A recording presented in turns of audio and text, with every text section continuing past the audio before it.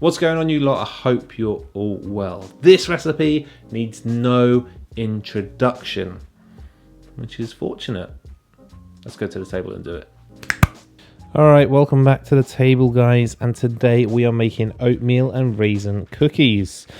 These are amazing. I mean, they're not going to knock chocolate chip cookies off the top spot, but they're definitely going to get silver in the Cookie Olympics.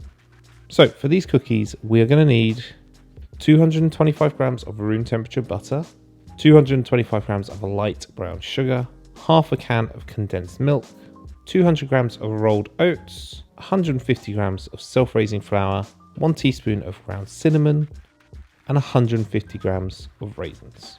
Oh, and a tablespoon of vanilla, which I nearly forgot to include, and I think would look better if I put it over here. So place the room temperature butter into a large mixing bowl and beat with an electric whisk for a couple of minutes just to soften it. This will make it easier to beat in the other ingredients as we go on.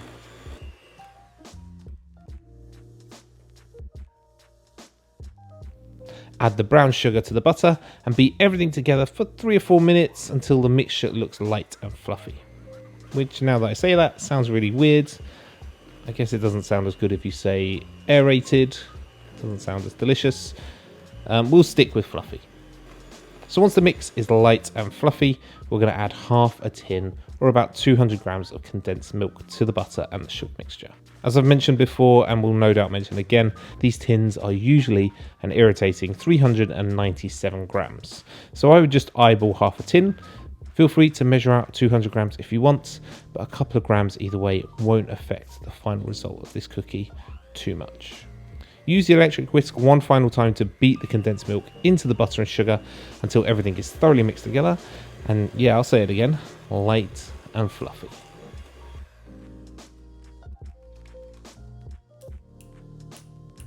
Then add the oats, self-raising flour, ground cinnamon, raisins, and the vanilla extract, which I almost forgot again. Then with a wooden spoon or a rubber spatula, mix everything together into a cohesive cookie dough. You can't really overmix this, so don't worry about that. Just keep mixing it until you can't see any more flour or dry oats in the mixing bowl.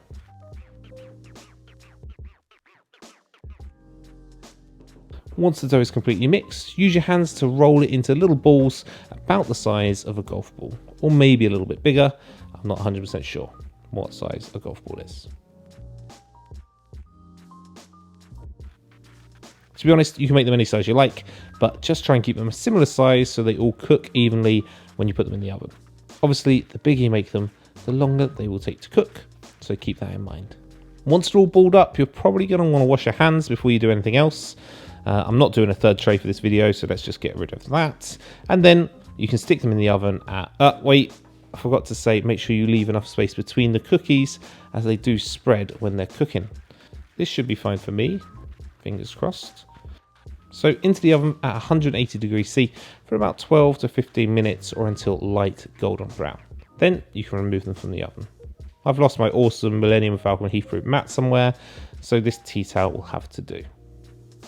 Leave the cookies to cool on the tray just for a few minutes to firm up, then you can transfer them to a cooling rack to cool completely.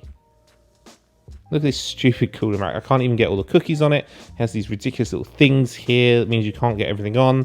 Why can't I just have nice things? We're not going to find space for this one, so let's just break it open and eat it. Not quite as satisfying as the choc chip cookie the other week. Do you remember that one?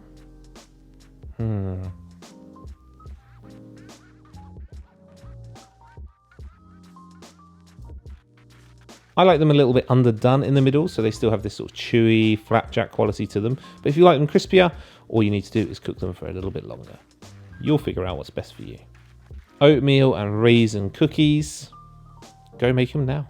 And for the record, I never dip cookies in milk. Ever. Unless it's on camera, because apparently it's just what you do.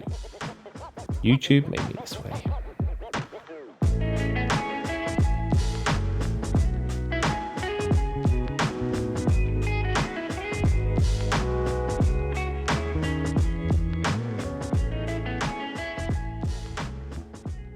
thank you so much for watching this video. If you like this recipe, let me know by hitting the thumbs up down below.